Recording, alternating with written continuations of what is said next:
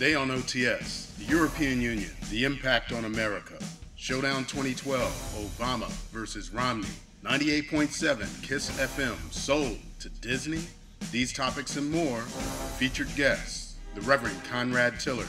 You're watching On the Spot with Norman Graham. 3, 2, 1, 0.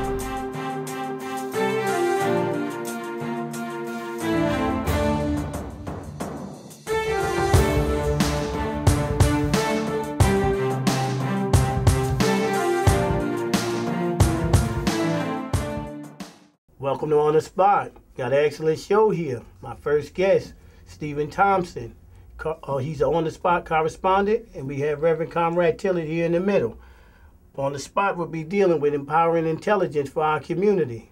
First subject, European election. Well, Steve, we're open going to it up. get right into it. You hear a lot of information about the global landscape. And the past weekend, there's an issue a lot of people may not understand, but that's what On the Spot's here to talk about. The geopolitical situation. And there's a lot of big words, but essentially there's a problem in the budget in the European system. And there's a lot of issues that go on with paying back debt. So you have two major countries, France, Germany, and also other countries, Spain. But right now, Greece is at the center of the stage. Yes. And what happens is they basically have no money. They're basically close to being insolvent. Now, what does that mean? That means that they can't pay their bills. This is a whole country that basically their debt has overwhelmed them. So France and Germany are trying to work together to figure out how to basically lend them money.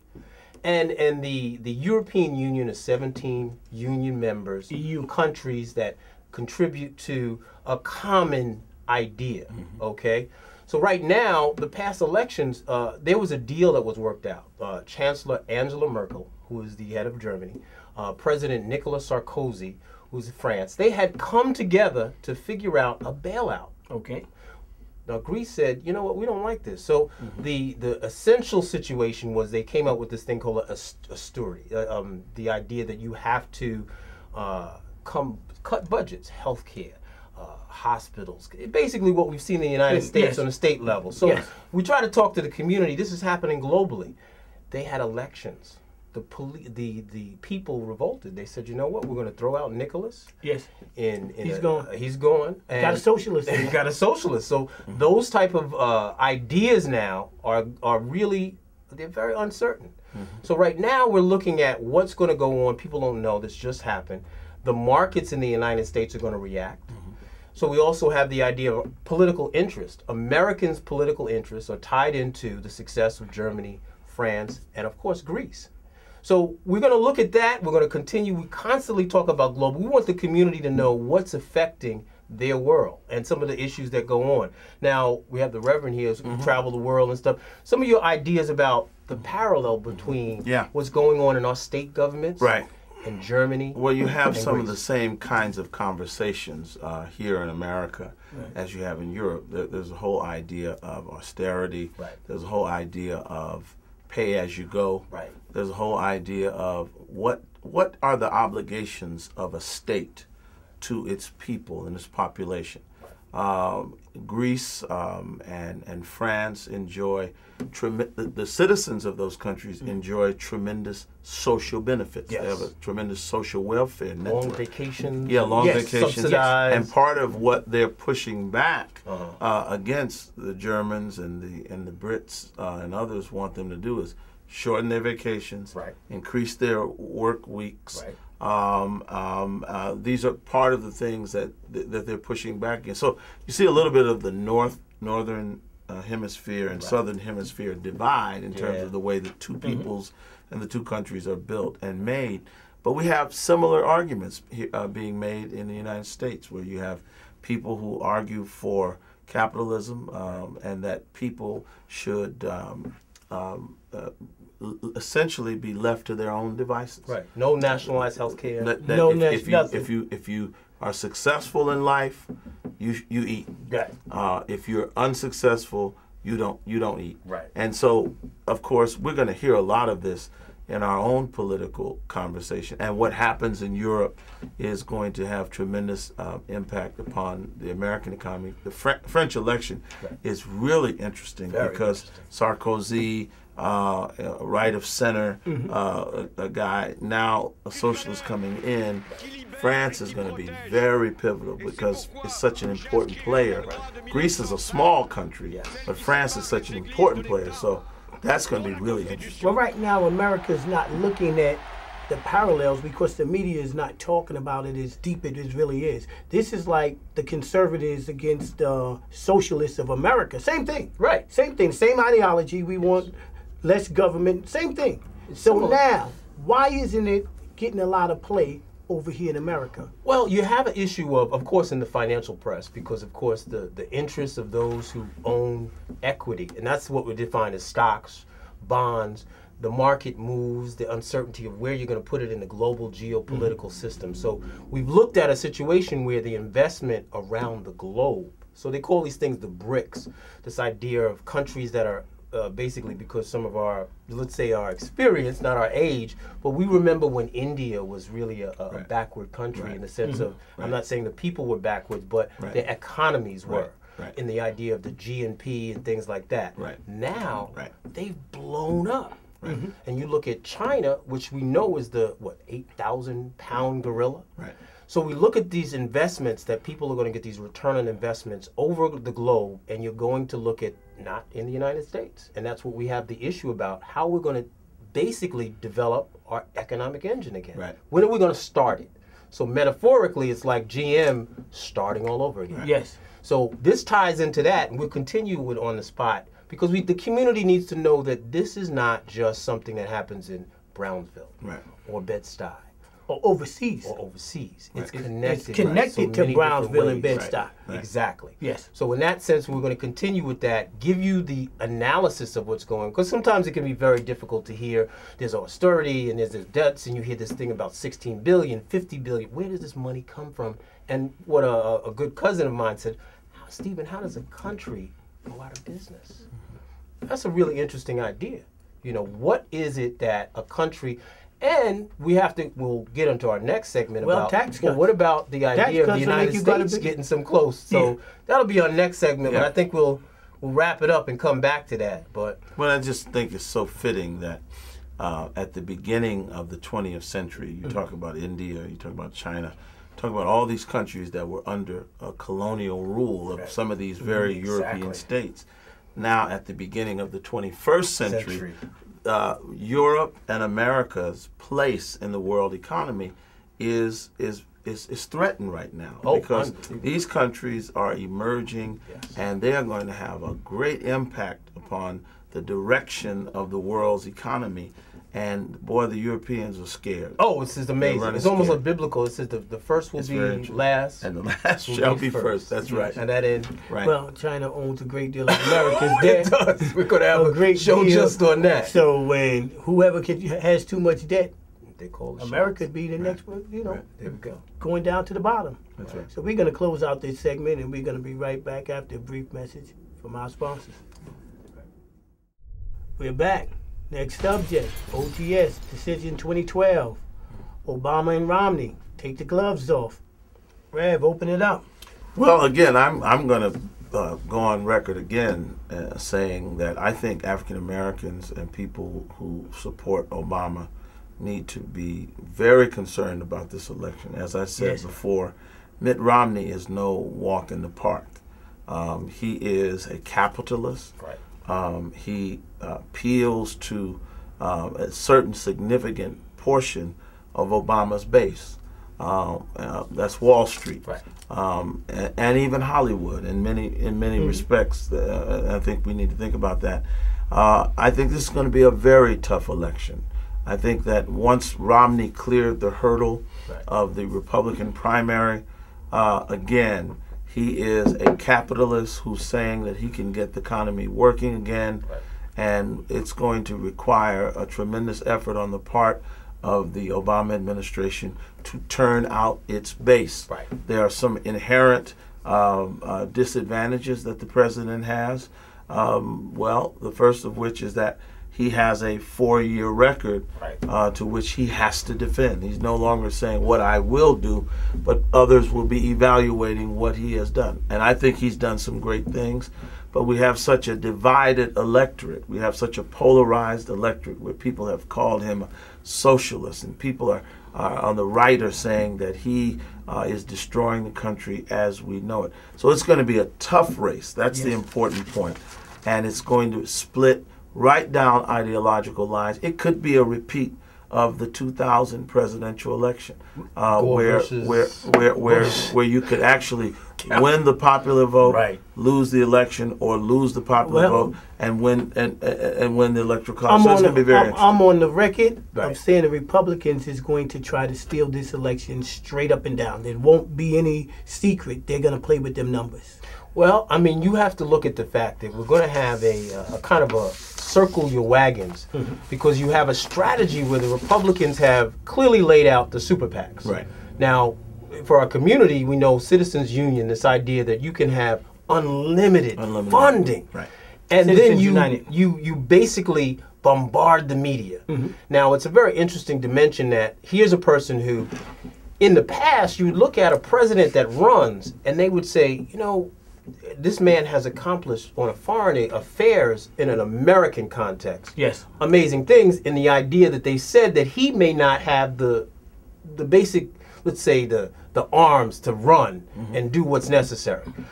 And he's amazing. He's out, you know, the difference between Romney's foreign experience, no one ever talks about. This man has no foreign affairs experience. And in a global, we just came off talking about the geopolitical issues. You have to be very clear about the nature of someone being able to take you into the 21st century in the context of the globe. Romney doesn't have that. That's not where people are talking about. And they're independent base, and he does. He has a certain resonance with these folks who are independents, and we don't understand it really because he has nothing in common with it. It's not that deep.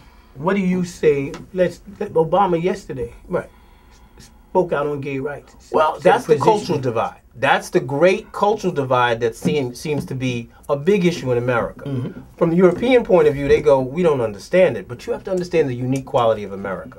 It's the historic, the legacy, the idea of where people, how they make their sense of their identity. Reverend, I'm going to chime in. I got a question for you. I'm going to ask you. Sure.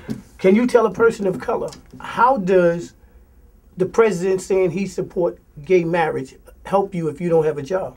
Well, I think that's the problem that the president has, and he has the problem of every Democratic president. The Republicans essentially have a small tent. Right. They are largely a homogeneous population. Right. They tend to be white.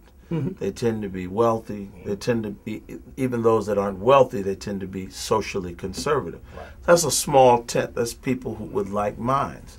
The Democratic Party is a big tent. It's made up of many constituents. You've got gays on the left. You've got labor.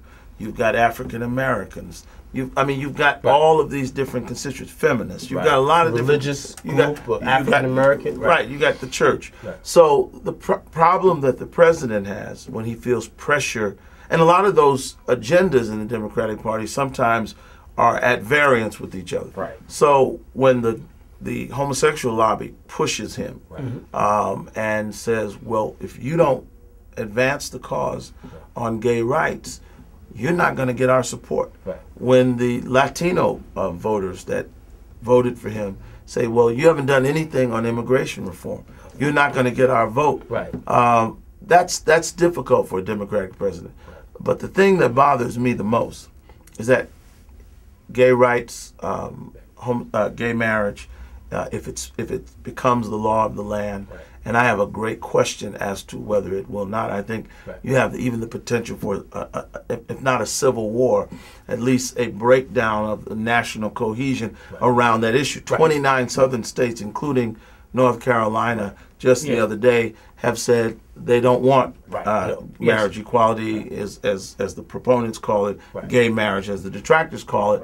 The Democrats are now even talking about moving their convention from Charlotte, because of it was a overwhelming majority of the people in that state that said we don't want it. But hold on, not to interject, but the voter turnout was low.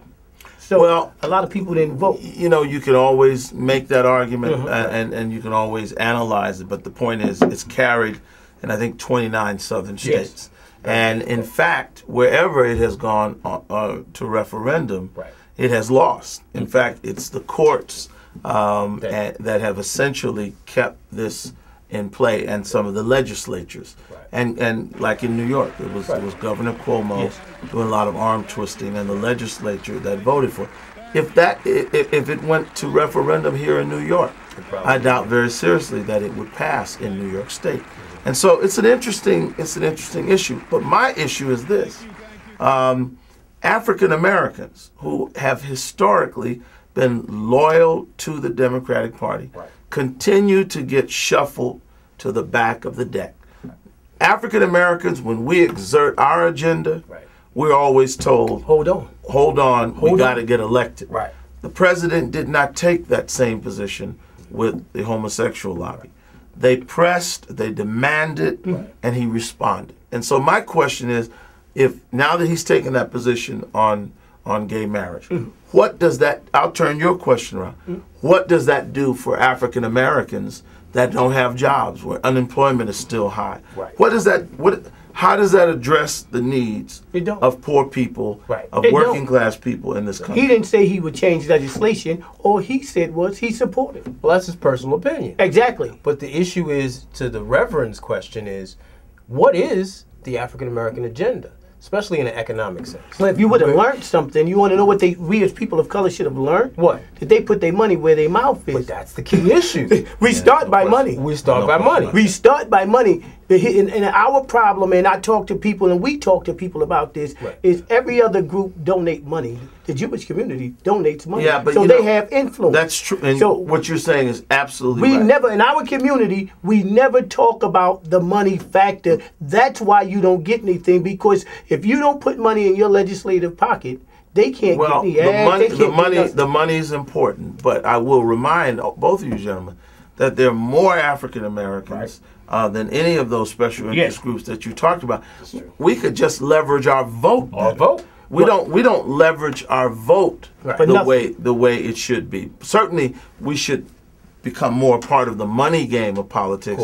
But even with the overwhelming numbers and the level of consistency that we've shown in terms of voting straight down the Democratic line, if we had leaders, if we knew how to leverage that more, we would still be in a strong position. I'm going to close out, I'm going to say something. It starts with our elected officials. In Congress, we have the Black Caucus. And I always had a problem while Obama was in office, they were loyal voters and did not tell them, listen, the Blue Dog said, we're not voting with you. That's true. They should have turned around and told Obama, if you're not doing this, you're not getting our vote, because you still have about 50. It goes back to that old saying that if the Democrats know that blacks have nowhere to go, I've always advocated for a 30-70 strategy. There you go. 70% Democrats, if that's what we want to be. But I think we should have 30% of our people in the Republican Party, so that we are able to leverage our vote. Well, let's start with Congress. Tell the Congressional Black Caucus, from now on, don't just go along to get along. Okay. We'll be right back. They don't know anything else. They don't know how to do anything else but that.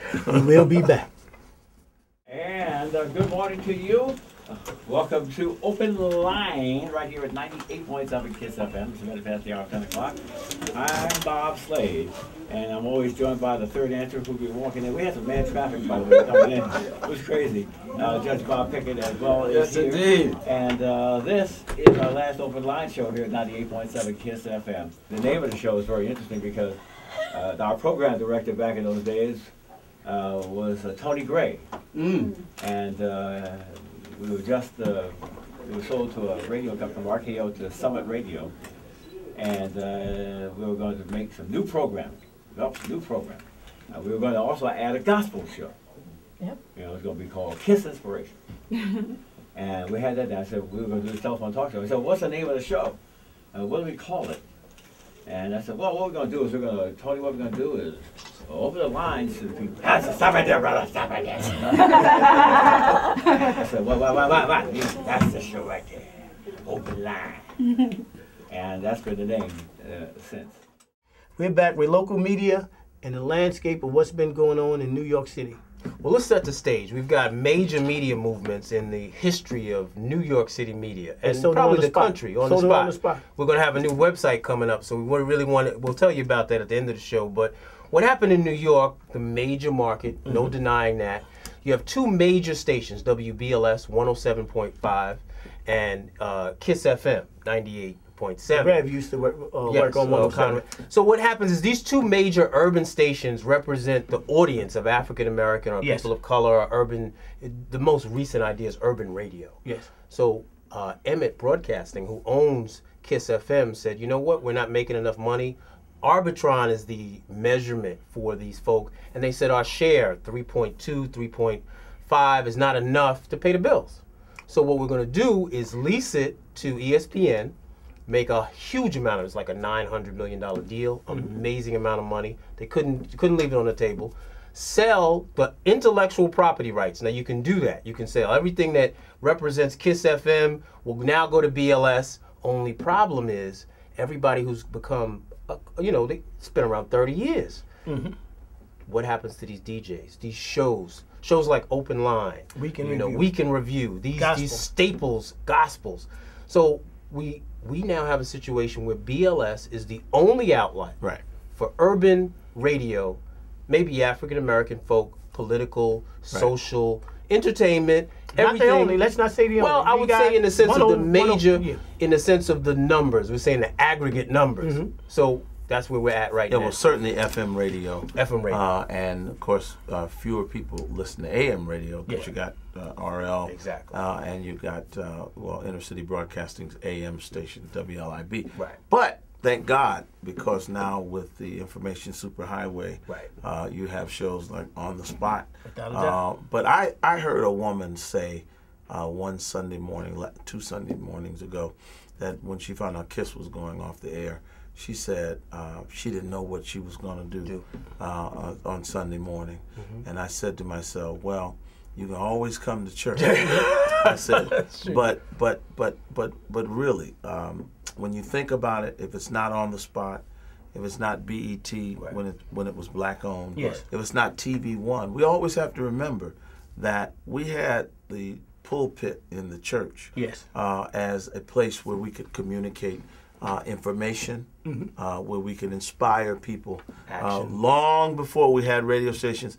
And these pulpits are still there. And we need to go back to our institutions that have always been there for us. Because see, when we become so dependent on a corporate-owned radio station, to whereas when they sign us off, we're in trouble as a community. We are indeed in trouble. But I thank God for the visionary Percy Ellis Sutton, the man who hired me at BLS and LIB and brought me there.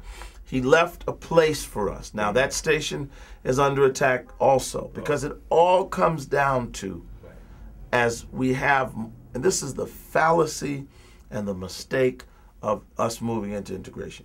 Just because we have more choices doesn't mean that we should not support things that belong to us. And that's I'm just so sad, because in a city with 3 million black people, one major station doesn't make sense now. That's the only urban station that we have on the FM frequency to listen to, and that's a tragedy. Well, I tell you something. James N2 made KISSfm. My mentor was on the show here in about 2006. Matter of fact, it was 2006 when the Republicans first got elected, and we spoke about this. And Brother James said, "Look, you own this here, so they can't really take it away." He said on any given day, and it'll be shocking when I send him this clip, he'll be amazed that we talked about on any given day, they can sell KISS. But he also spoke about, and we'll play that clip, he also spoke about the time they went, Don King had a $4 billion line of credit, and they went to buy some of them radio stations for Clear Channel. So you'll hear what happened with that. He'll tell you that out of his own words. Look, the reality is, brother, I've been doing the Open Line for 12 years now. Tomorrow we can get a call, it's over. I'm going to say something, give you an example, brother. And this ain't third party, I was there. Reverend Sharpton, myself, Don King, Cutman, Charles Etheridge, and it was another brother from Telemundo. Clear Channel had to sell off, this was about 4 years ago, maybe 5, 123 stations. This is a fact. The FCC said you got too many, and a certain amount has to be owned by minorities. We went down there, met with the chairman of Clear Channel, the chairman. Mm-hmm. Don King opened up a letter of credit for $4 billion. I almost fell out the chair, from Wall Street. Don King? Okay. Don King said, we want, this group of us wants to, how many stations can we buy? Now look at me, brother. I ain't saying I heard, I was sitting at the table. So with $4 billion, you would think we would walk away with something. Yeah. Well, I'm still waiting. Tick, tick, tick. We didn't get one station. Why is that? Because we were talking about the building, having enough stations to begin to build a black talk network. See, we have a problem because we didn't invest in our own. Right. Cutman talked about it on Kiss FM all the time in terms of the Arbitron ratings and the advertisement agency. I believe they was getting $26 million last year, Kiss FM, right, in advertising aid, and this year they got about 3. Right. And that might have been their demise. Well, you do. Here's one thing that clearly the Reverend said. We have to look at these institutional, really the historical footprints of African American community. Clearly the church. It does not, an interfaith idea. The church, the mosque, all of them came there. Right. Now in the 21st century, we look at the role of social media. We looked at, the last show you talked about Trayvon Martin, how it bubbled up. You said something, to paraphrase, is like it would have been swept under the rug. Right. Yes. So black radio has always been the power. It's the talking drum. The talking drum. And my brother's always a big advocate of the fact that, we can't lose our culture because not everybody's going to cross over. Not everybody's going to be in the entertainment world. But more than that, we have to be able to say our preachers, our imams have to have a place to talk to our community. We have to own it. Yes. And that's what we're looking at. How can we be in the largest market? Right. And not only being in a large market, but have had such a visionary like Percy said. Right. But, part of this game that Arbitron plays, when you think about African Americans, and we know what the African American listening tastes are. And for many years, black urban radio has never gotten a fair shake with the Arbitron rating system. It was never geared toward taking an accurate reading of our taste. But I continue to say this. WABC here in New York, 770 AM, has shown how you can take an AM frequency and make it a multi-million dollar operation. And I have said, I've talked to the people at LIB, I've talked to the people at WWRL, I have said that in the era of a black president, the fact that we don't have black talk in this city the way we used to in the 90s, it is a crying shame. And as much as I love gospel music, I'm a pastor. But to have an AM station in this city with a black president in the White House, and all day the station is playing gospel music, and people have to turn to either liberal stations, which have a different politic than African American politic, or conservative stations to find out what's going on in the world. It's a great tragedy. It's a great tragedy. Well, it's going to continue until we figure out how we should own our own and what should we do when we have it. Because it's no different than BET and TV One. You keep showing stuff. I mean, you're still showing us good times. Well, it's true. Good times? I know. Well, we go all the way back to the different things. I always like when they talked about, I guess, BET and the owner at that time. He said he doesn't let his children watch it. I forgot, Rob Johnson. Yeah. It's like, well, if you're not going to let your children, why would you let African-American children in large amounts? Who phone and read television? Right, watch it. That's what it comes to. But that's why on the spot, we're going to we're announcing today on this show that we're launching our new website. onthespotnetworks.com. It's going to be coming soon. We're going to let you know it's going to be our launch, but we want you to tune in, basically. And then also, everybody's social media, we want you to like us on Facebook. Tell them again. You got to remember, like us on Facebook. That's the key issue. So, we got a Twitter account. And we got a Twitter account, too. Like us on Twitter. Well, you got to follow us on Twitter. Follow us on Twitter. All right, okay. that's okay. Right, no. It's all right. You know what I'm saying? He's getting there. He got his iPad, and he's good. I'm But learning we're going to follow social us on Twitter and like us on Facebook. All right. We're out. And I'm going to keep preaching on Sunday. There you go. And you keep putting on shows. Reverend, what's the church you're at? Nazarene Congregational United Church of Christ, 506 McDonald Street, here in the village of Bedford-Stuyvesant. All are welcome every Sunday morning, 11 a.m. Tell them again. 506 McDonald Street, that's at Patchen Avenue, Right. A-Train to Utica Avenue. There you go. All are welcome every Saturday morning. We're a church that's talking about the kingdom that is to come, Right. but we're not so earthly bound, that That- we're not so heavenly bound, that we're not earthly good. There you go. All right? We're out. It's like Robin Hood in reverse. It's Romney Hood.